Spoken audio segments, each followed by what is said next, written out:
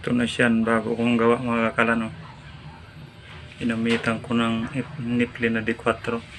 4 din ang taas niyan. Tapos siniminto ko na lang dito siya. Yan.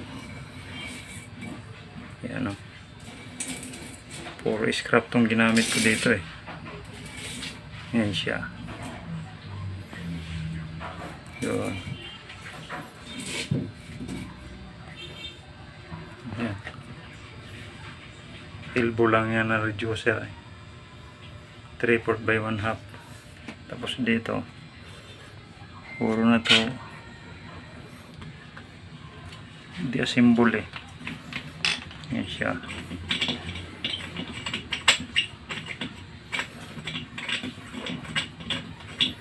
Yan.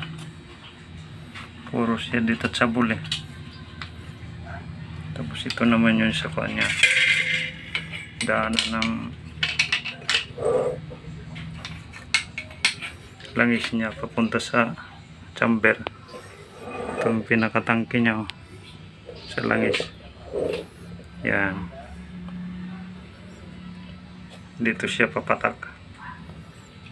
Tapos ang blower naman niya dito siya.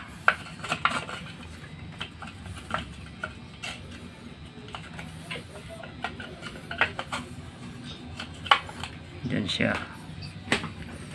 Punta dito.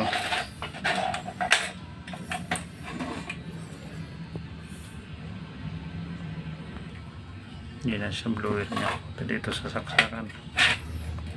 Puro detachable to eh. Para kung itabi hindi mahirap.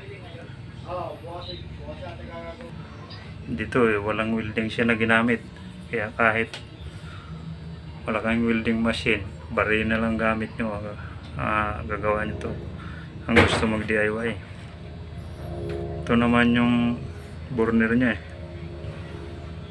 yung inner burner eh. Ginamit ko dito na drill bit ito sa pinakababa. Ito siya 2.5 mm, 4 na butas, silan siya pababa. Tapos ito naman na second layer 2 mm siya eh, medyo naka-slant pataas. Tapos ito naman siya na pang 3 layer 2 mm din na drill bit gamit ko, naka-slant pataas. Tapos ito siya nasa 4th layer na siya, 4 din 1.5 mm din ang binutas ko nito, naka-slant pataas. Tapos ito naman nasa top 8 1.5 mm, medyo slant din.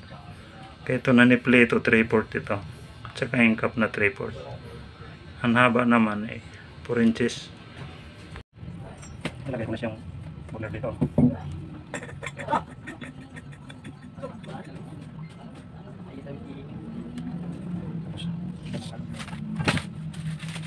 para sa palitin niya. Ito muna ilagay ko yan.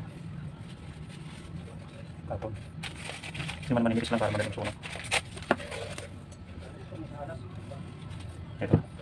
Ito ko na lang ilagay muna yung use oil niya, motor use oil nito mga kasangkayan ko.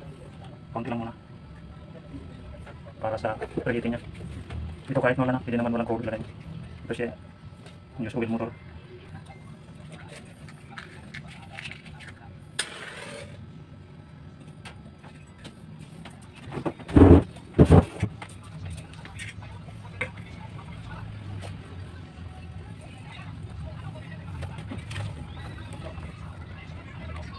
Yun na siya, parang pinapainit ko na siya.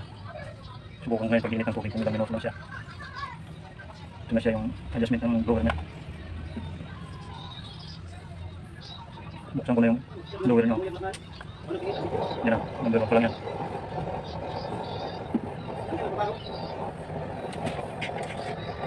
So lagyan ko nito ang kanan, sa kanan dito na.